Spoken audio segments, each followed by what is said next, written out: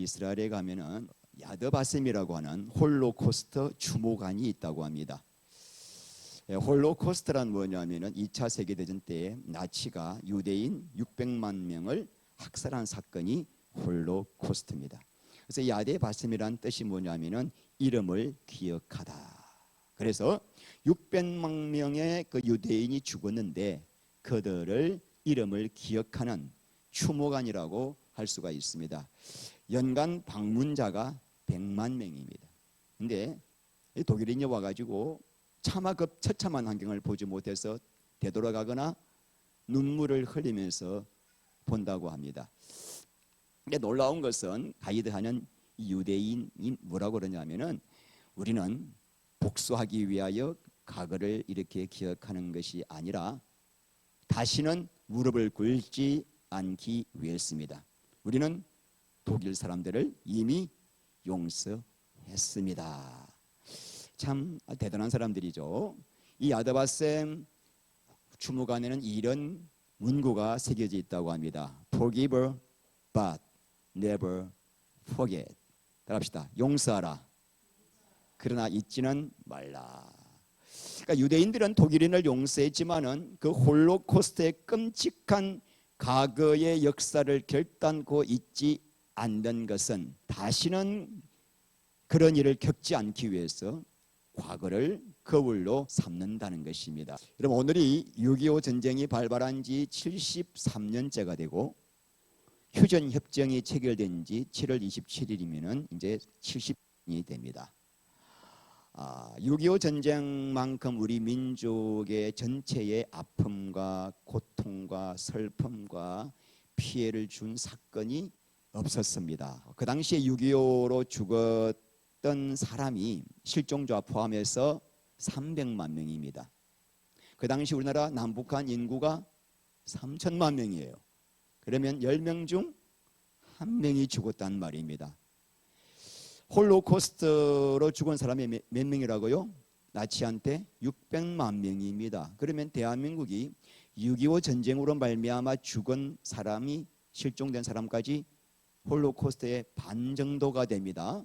그리고 그 전쟁 때 부상자가 300만 명입니다. 그럼 합계 사상자가 몇 명? 600만 명입니다. 어마어마한. 그리고 우리 대한민국은 6.25로 말미암아 나라 전체가 잿더미가 되어서 완전히 폐허가 되고 말았지 않습니까? 이 끔찍한 전쟁이 끝난 것이 아닙니다. 휴전이에요. 휴전. 종전이 아니라 휴전이란 잠깐 전쟁을 쉬고 있다. 그러므로 이 전쟁이 언제 다시 발발할지는 모른다.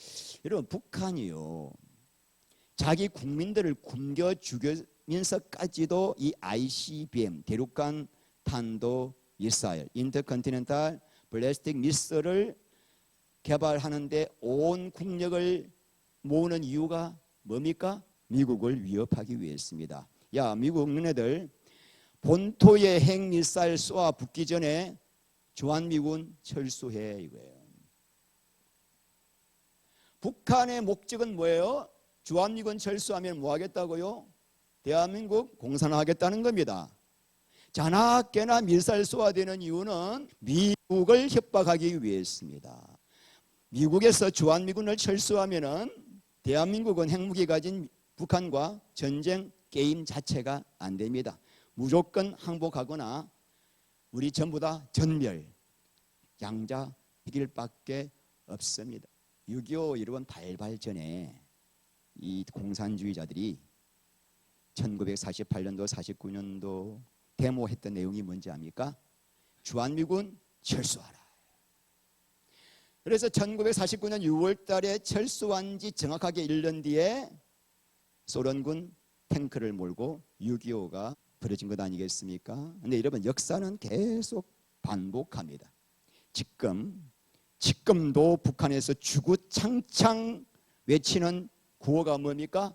주한미군 철수하라. 국가보안법 폐기하라. 종전 선언하라. 여러분, 이런 북한의 구호를 외치는데 그 북한의 구호와 똑같은 구호를 외치는 정신 나간 대한민국의 정치인들이 너무나 많고, 이 모든 것들이 대한민국 한반도를 공산하기 위한 북한의 음모인 줄 모르고 그런 정치인들에 편성하여 함께 따라가는 대한민국 국민들이 너무나 많다라고 하는 사실입니다. 여러분, 지금 왜 북한과 똑같은 구호를 대한민국에서 외치고 있을까요? 북한은 한 번도 한반도 공산화를 포기한 적이 없고 한 번도 핵 포기한 적이 없습니다. 그들의 오직 한 가지 목적은 한반도 공산화입니다. 그런데 미군 철수하라고요? 시간만 되면 나와가지고 저런 데모를 하고 있습니다. 사드 그 배치 문제 때문에, 그 괴담 때문에 대한민국 얼마나 홍역 알았습니까? 그들의 정체가 뭘까? 여러분 깊이 생각해 보세요. 지금도 총부리를 겨누고 있는 이 북한과 똑같은 소리를 외치는 그 정치인들의 정체가 뭔지를 대한민국 국민들의 반수가 모르고 있다는 겁니다. 자, 여러분 신명기 3장 32장 7절 시작. 옛날을 기억하라. 역대의 연대를 생각하라. 내 아버지에게 물어라. 그가 내게 설명할 것이요 내 어른들에게 물어라. 그들이 내게 말하리로다. 하나님은 옛날을 기억하라. 지나간 과거 역사를 잊지 말라. 여러분 성경에 수없이 하나님께서 나 여호와는 너희를 애굽의 종되었던 땅에서 인도하여 낸 내 여호와라. 계속 성경에 수없이 나오는 이야기는 옛날에 너희들이 그 과거의 수치와 치욕의 사건을 잊지 말라. 다시는 돌아가지 않기 위해서는 그 사건을 잊어서는 안 된다. 여러분 6.25 지금 다 잊었어. 우리 지금 중한테 물어볼까? 6.25에 대해서 얼마나 알고 있는가? 아예 6.25는 심지어 전교조는 6.25는 남쪽에서 침공했다 가리키고 있는 이 시대입니다. 그 아이들이 자라서 어떻게 될까 무섭죠. 그 현대사를 공부해 보면은 7, 80년 전에 공산당이 단골로 사용했던 전술 전략이 뭐라고요? 주한미군 철수하라. 그 다음에요 거짓 선동, 파업. 똑같죠. 지금 여차하면 파업하잖아요. 이 파업이 1948년도 49년도 계속 걔네들이 공산주의 애들이 써먹었던 전략입니다. 테러 폭동을 통한 국가 전복이에요. 지금도 똑같은 전술을 써서 이 세력들이 대한민국을 전복시켜서 뭐 만들겠다? 지상낙원 공산주의 사회를 만들겠다. 수많은 국민들이 역사를 모르고 참지식을 모르기 때문에 거기에 동성하고 있습니다. 여러분 최근에는요 공산주의가요 이런 전략을 쓰고 있지만 한 발 더 나아가지고 더 교묘한 전략을 쓰고 있습니다. 오늘 잠깐만 그 말씀을 드리고 이제 넘어가겠는데 그게 바로 뭐냐면 성해방입니다. 성해방. 지금 학교에서 이 가르치는 성교육이 어떤 거냐면은 이게 지금 유초등학교에 배포된 여성가족부에서 추천하고 있는 책입니다. 야, 성이라는 것은 유치원 애들에게 이렇게 하는 거야. 이렇게 해가지고 너 하고 싶을 때 어떤 대상이든지 관계없이 언제든지 성행위를 즐겨라. 이게 지금 여러분 이게 지금 포르노가 아닙니다. 여성가족부에서 추천하는 교재입니다. 이게 지금 오늘날 진보 교육감들이 해낸 업적입니다. 그래서 성해방의 초점은 뭐냐면은 성이라고 하는 것은 그네들 말은 마음대로 아무하고나 하는 건데 이것을 가로막는 세력이 있다. 그게 누구냐? 기독교와 전통문화. 그래서 이 기독교와 전통문화를 깨부수는 것이 그네들의 첫째 과업입니다. 지금 이제 서울도 그렇고 이미 전국 각처의 진보 교육감들이 당선된 곳에는 전부 다 이 학생 인권 조례가 발표되고 그러므로 학교에서 이런 교육을 안 가르치면 안 될 정도가 돼버린 거죠. 성이라고 하는 것은 하나님은 남자와 여자로 만들었는데 남자와 여자가 아니고 내가 생물학적으로 남자지만은 나 여자라고 생각하면은 여자로 인정해 주라는 겁니다. 그래서 오늘 내가 여자 사우나에 들어가면은 막지 말라는 겁니다. 왜? 내가 여자라고 생각하기 때문에. 이게 지금 여러분 하나님의 창조 질서를 완전히 뭐 하는 거예요? 무너뜨리는 거죠. 그래서 지금 얘네들은 50가지의 성이 있습니다. 성하면은 남과 연대, 여자란데 앞으로 여러분 젠더란 말을 쓰면은요 다른 개념입니다. 이네들의 개념이에요. 그래서 50가지 개념이 있다고 하는 거예요. 어떤 사람은 나는 반은 남자고 반은 여자야. 어떤 사람은 나는 아침에는 남자인데 저녁에는 여자야. 인정해 주라는 겁니다. 이걸 가르치고 있는 거예요. 너네들이 그래서 절대로 너네들 부모가 준 그 성 인정하지 말고 좀 있다가 커서 네가 하고 싶은 성 그걸 주장해가지고 법원에다가 신청해서 그 성으로 살아라. 이렇게 지금 애들에게 주입을 시키고 있는 겁니다. 그리고 성이라고 하는 것은 이 초등학교, 유치원, 중학교 아들한테 성이라고 하는 것은 너 마음대로 하는 거니까 부모가 말기면 안 돼. 성에 대한 자기 결정권입니다. 언제든지 해라. 여러분 이런 교육을 받고 콘돔을 어떻게 끼우며 자위를 어떻게 하는 걸 가르치고 가르침을 받은 중학생들이 어떻게 할까요? 충동을 느끼는 거죠. 그래서 성범죄를 하게 되고 이 어릴 때 이런 교육을 받으니까 애들이 어떻게 해요? 자기도 모르게 평생 성중독자가 되고 마는 겁니다. 이거를 학생 인권 조례라는 이름으로 해가지고 학생들의 인권을 보호하겠다는 거예요. 그러니까 멍청한 사람들이 야 학생 인권 조례 좋은 거다. 심각한 정도입니다. 지금 대한민국이. 임시만 하지 않으면 되는 애들 콘돔 끼우는 방법을 가르쳐줘요. 초등학교 때부터 이렇게 보여주면서 이렇게 하고 해라 하는 애들 마음만 맞으면은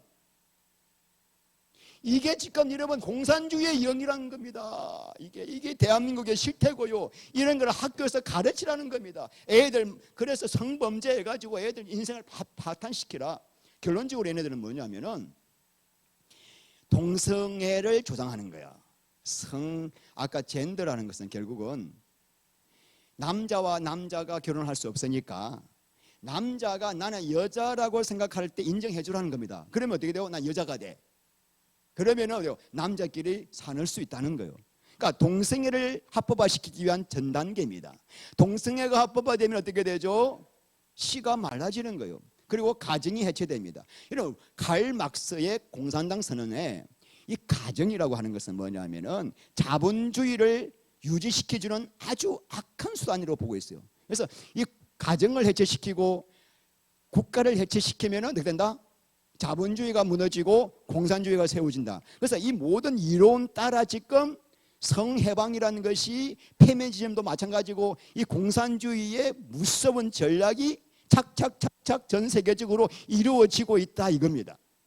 이해가시나요? 이 공산주의의 이 무서운 악한 영들의 세력이 여러분 깨달아집니까?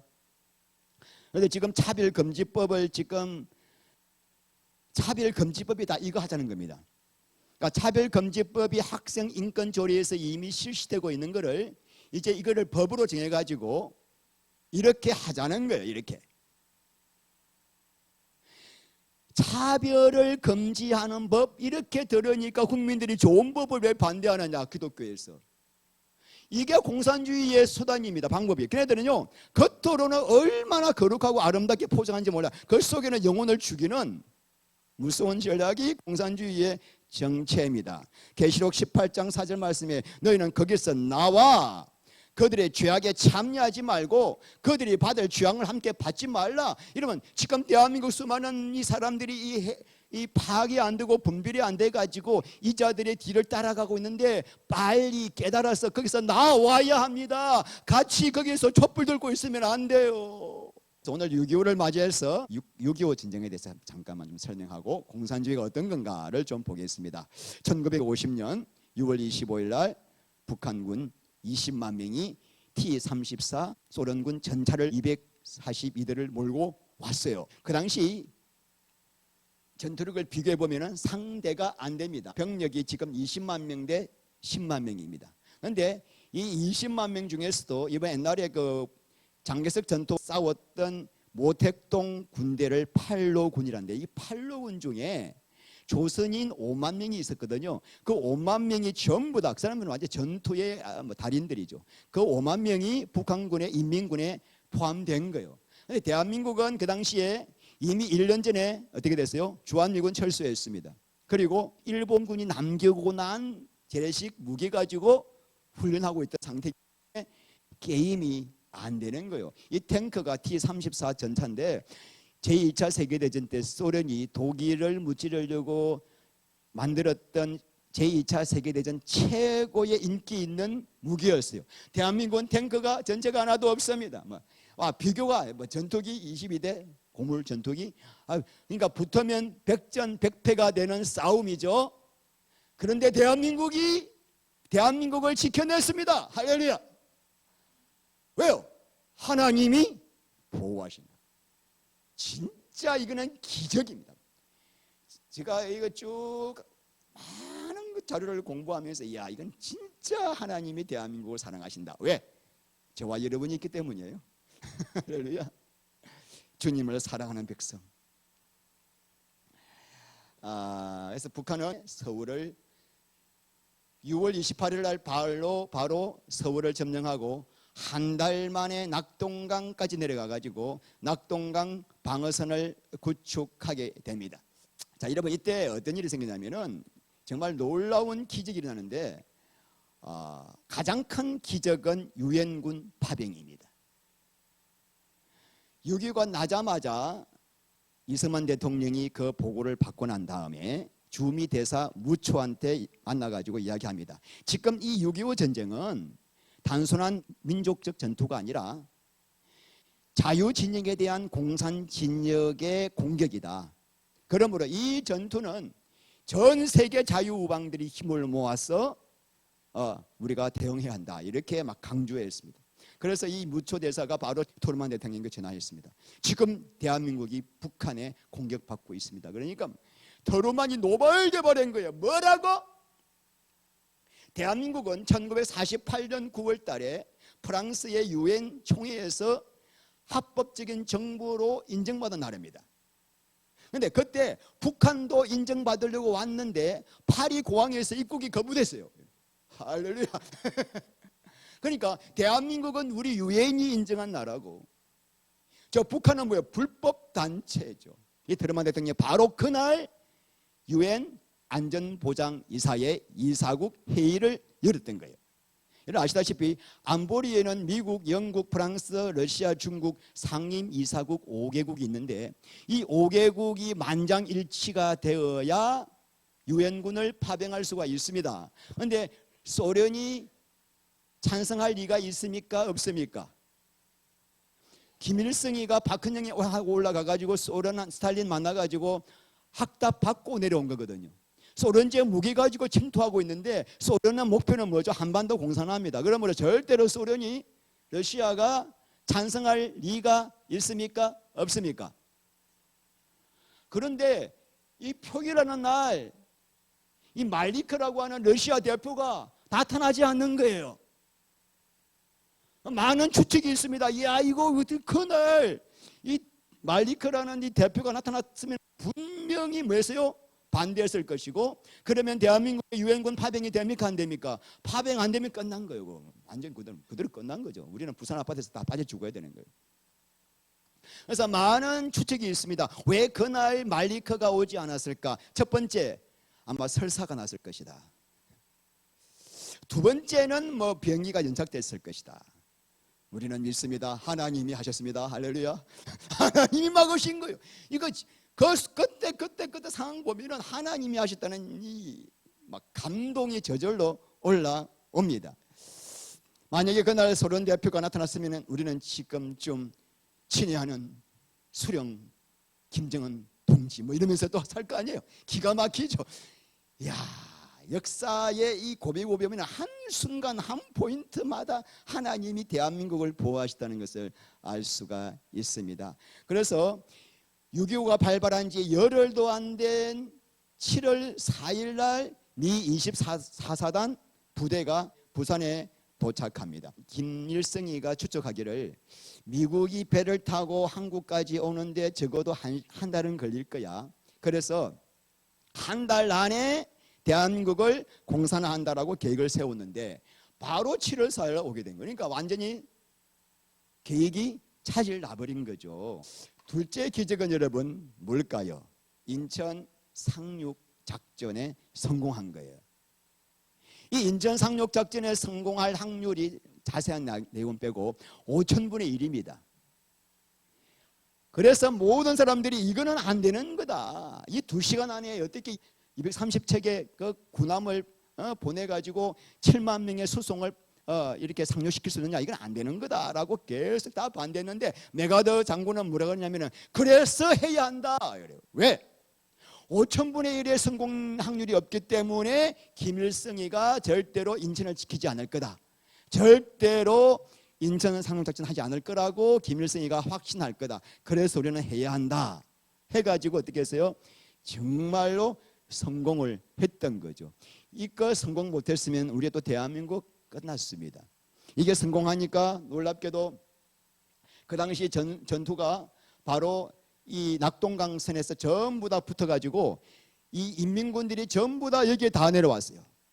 다 내려왔는데 인천 상륙전 해가지고 서울을 수복하고 그 가운데를 차단시키면서 인민군들의 모든 보급품을 차단시킨 거죠.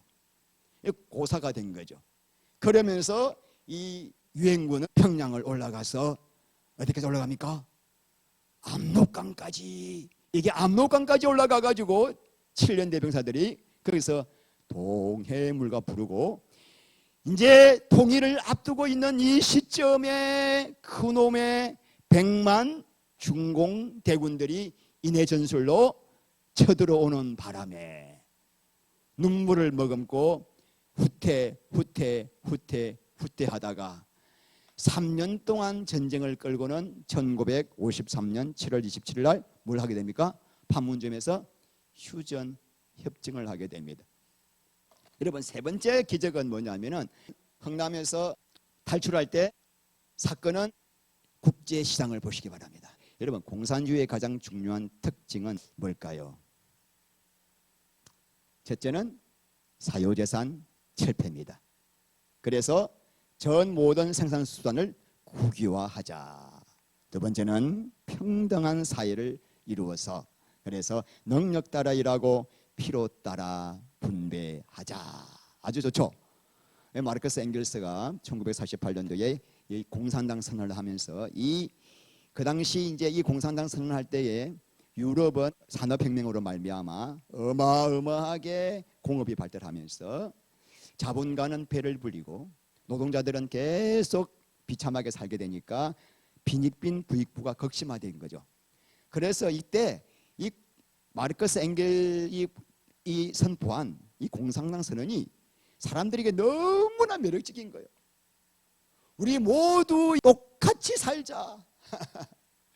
똑같이 재산 다 나누고 열심히 일하고 필요한 만큼만 가져가자 이거거든요. 그래서 여러분, 사유재산 철폐가 그네들의 가장 중요한 전략인데, 여러분, 칼막스가 역사 발전 5단계를 이렇게 나누고 있습니다. 원시 공산 사회, 고대 노예 사회, 중세 봉건 사회, 근대 자본주의 사회. 그래서 근대 자본주의 사회가 아주 최고도로 발전하면은 사회주의라고 하는 이 사회를 거쳐서 어디로 간다? 공산주의라고 하는 그 사회가 이루어진다는 거예요. 칼막스 앵겔스가 그렇게 이야기한 거예요. 자기들이 말하는 사회주의라고 하는 것은 공산주의로 넘어가기 위해서 사회주의가 반드시 그 과정이 있다. 자본주의에서 미래의 공산주의로 넘어갈 때 사회주의가 반드시 생기는데, 이 사회주의 사회에서 꼭 해야 할 일이 있습니다. 그게 뭐예요? 프롤레타리아 혁명이에요. 다른 말로 노동자 계급 혁명입니다. 왜 이것이 필요한가 여러분? 아까 보세요. 사유재산 철폐요. 자, 우리 대한민국이 만약에 공산화가 되었습니다. 그러면 여러분들의 모든 재산, 통장에 있는 돈을 다 빼앗을 거예요. 그러면은 아예 없는 사람들은 좋다 그러지만은 부자인 사람들은 순순히 내줄 리가 있습니까? 없습니까? 안 내주죠. 그러면 어떻게 해라? 그런 자본가 계급들, 중산층들을 어떻게 해라? 씨를 말리고 처형하고 숙청하고 죽여라 이거예요. 가차없이 죽여. 그래서 이게 레닌인데, 레닌이 1917년도 볼셰비키 혁명을 일으켜가지고 소비에트 연방공화국을 세웁니다. 이 소비에트 연방공화국이 세계 최초의 사회주의 국가입니다. 그런데 이 레닌이 볼셰비키 혁명을 1917년도 했는데 러시아가 나중에 무너지죠. 1991년도.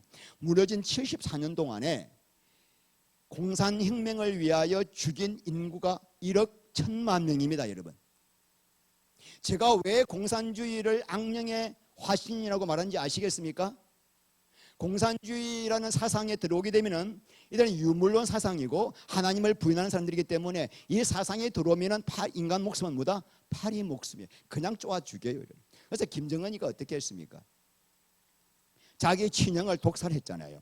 자기 외삼촌 장성대기를 비행기를 쏘아서 없애는 화염 방사기를 쏘아대가지고 그 사람의 시체에 가루도 남지 않게 죽였습니다. 이게 공산주의예요, 여러분. 그래서 여러분, 미국 종교 어떤 사이트에서는 이 김일성 주체 사상을 세계 종교 제11호 넣고 있습니다. 왜냐하면 이 김일성은 북한 전역에 김정은, 김정일 동상을 수천 개를 세워놓고 거기서 뭐하고 있습니까? 하나님으로 경배하고 있기 때문에. 그러니까 이건 아주 무서운 우상숭배고 기독교에서 가장 경계해야 할 우상 중에 하나이기 때문에 절대로 여러분이 공산주의를 가볍게 생각하면 안 됩니다. 자, 두 번째 우리 아까 봤죠? 뭐죠? 공산주의 두 번째 특징은 평등한 사회를 이루자. 그러니까 능력 따라 일하고 뭐하자? 필요 따라 분배하자. 이 칼 막스가 어떻게 생겼냐면은 사회주의 사회가 되어가지고 프로레타리아 혁명을 하면은 사람들이 윤리적으로 아주 수준이 높아지고 그리고 생산력이 높아져서 누구든지 사람들이 공장에 가가지고 열심히 일을 하고 그리고 절대로 욕심대로 가져가지 않고 내가 필요한 만큼만 가져갈 거라고 믿었던 거죠.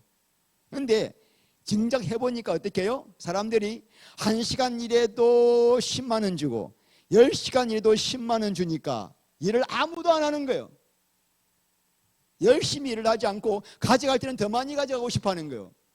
그러니까 공산주의는 이론 자체가 성립이 안 되는 거예요. 그래서 공산주의를 한 나라마다 전부 다 어떻게 됐습니까? 그 탐욕을 가진 공산당 소수만 거부가 되고 나머지는 전부 다 거지가 된 거예요. 그래서 공산주의 나라가 전부 다 거지국가 된 이유가 바로 이것 때문입니다. 제가 말씀을 맺을게요. 여러분, 우리나라가 이런 정말 망할 수밖에 없는 이 수많은 위기 가운데서도 망하지 않고 이때까지 지켜오고 특별히 지금 우리 대한민국이 세계 경제 대국 10위입니다. 이거 기적이에요. 대한민국을 하나님께서 지켜주시다고 저는 믿습니다. 그러니까 그리고 저는요 앞으로 저 개인 생각인데 이 북한은 아마 곧 망합니다. 제가 75세 되기 전에 망할 것 같아요. 일본 망하면 우리 뭐 해야 돼요? 북한에 올라가야죠. 그죠? 북한에 올라가서 생명의 복음을 전해야죠. 우리 오래 삽시다. 해야 할 일이 많습니다. 여러분 하나 말씀 보겠습니다. 시편 33편 10절 여호와께서 계획을 피하시며 민족들의 사상을 무효하게 하시도다. 여호와의 계획은 영원히 서고 그의 생각은 대대로 이르리로다. 하나님은 이 악한 인간들의 계획 그리고 여러분 이 공산주의는 인본주의의 최고 절정입니다. 인간은 선하기 때문에 인간이 파라다이스를 만들 수 있다. 하나님을 거부하는 최고의 악한 사상입니다. 근데 하나님은 그네들 모든 계획을 피하시고 그들의 사상을 무효하게 하시고 하나님을 섬기는 백성들을 통하여 이 세상을 영원토록 내가 통치하게 하겠다. 자 12절 시작. 여호와를 삼은 나라 곧 하나님의 기업으로 선택된 백성은 복이 있도다. 선택된 영어로 chosen. 읽어보니까 조선. 조선은 복이 있도다. 할렐루야. 우리는 복이 있는 민족입니다. 왜요? 여러분과 우리 교인들처럼 하나님만을 사랑하는 사람들이 있기 때문이에요. 의인 한 사람만 있어도 내가 그 성읍을 멸하지 않겠다. 하나님은 지금 우리에게 율법주의적인 신앙이 아니라 마음과 목숨과 뜻을 다하여 하나님을 사랑하며 하나님과 함께 동행하며 하나님이 실제가 되고 하나님의 임재 속에서 하나님을 예배하는 신앙을 원합니다. 그렇게 하실 하나님을 찬송합니다.